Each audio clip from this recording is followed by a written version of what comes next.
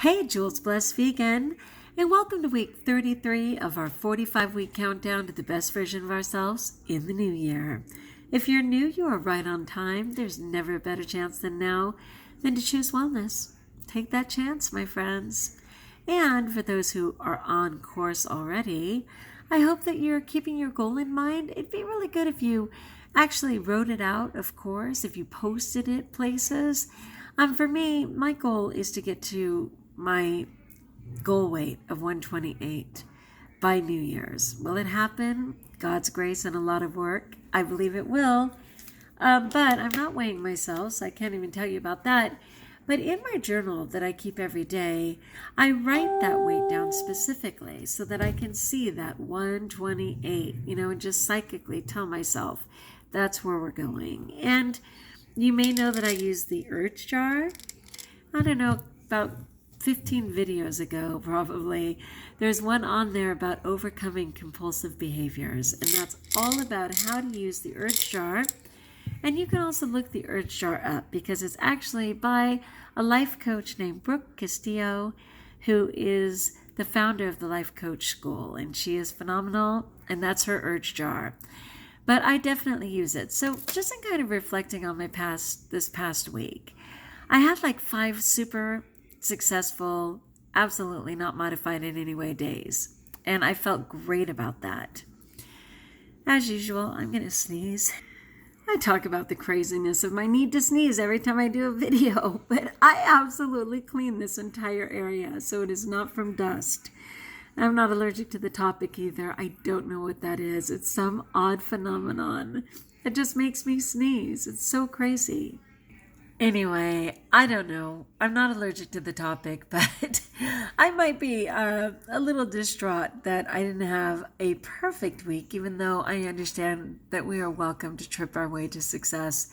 And on the days that I tripped in retrospect, I can tell that I wasn't prepared those days. In using the Urge Jar, I like to keep some of these glass beads with me in my pocket or, with whatever I'm wearing, so that I can reference them. And I didn't have them on either of those days. And I was promising myself mentally that I would make sure to give myself credit anyway. And it just isn't the same thing. And another thing, when using the Urge Jar, it's really imperative that we stick to the food that we wrote down. And both of those days I modified what I had written down. So if that is one of my strongholds, I did not follow the exact procedures to make it as effective as it could be. So that's okay. Every day's a fresh start and I'm on my way. So I was just thinking, overall, I just feel like no matter what, in remembering that every one of these is an opportunity where I chose not to follow through on a compulsive desire to either eat or some action which would not have served me. And that's really good to see. It's good to have a visual of that. And I'm happy for that. I don't know if I'm going to suddenly get momentum at some point. Right now, I just check with my clothes, I think people can see this shirt used to fit me much better. My neck wasn't anywhere near as thin, right? My fingers were pudgy, and they're not pudgy right now. There was stuff like that. So there's ways to measure that. I can't even concern myself with whether I'll be regular weight at New Year's. I know I will be far more phenomenal and closer to my goal than now. And I'll be one day closer, right? Every day is one day closer to what will just be a better, healthier, life-giving way of living. And I welcome that. Perfectly imperfect, right, you guys? All right, so I just wanted to check in because for some reason I'm really struggling. I mentioned that in my Mother's Day video.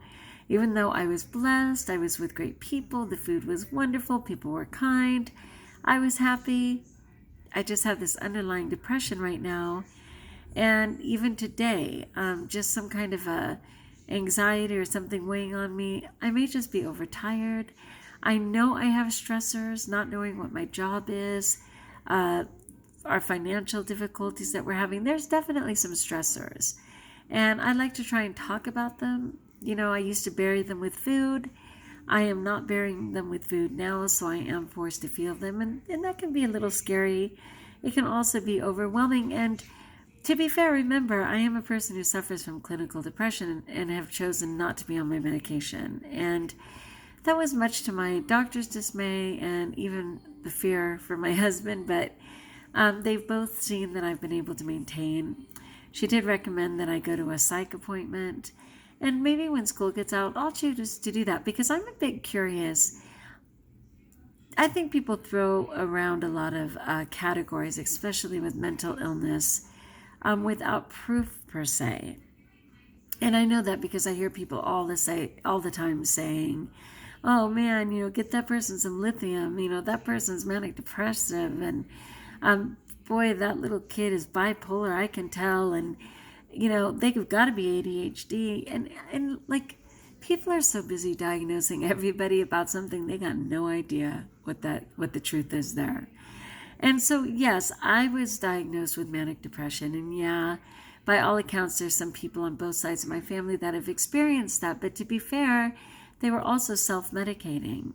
And part of the self-medication was like, which came first, right? The chicken or the egg? Were they self-medicating to get through the depression, or was the depression coming as a result of self-medicating? And then, of course, we already know that all the toxic foods and the sad American diet contribute to all forms of depression. And so as I've been eating better, as I've had a stable, marriage with my husband, as I've built a healthy group of people around me for support, as I continue to eat a largely raw vegan diet, I believe a lot of those symptoms and depression characteristics have subsided for me.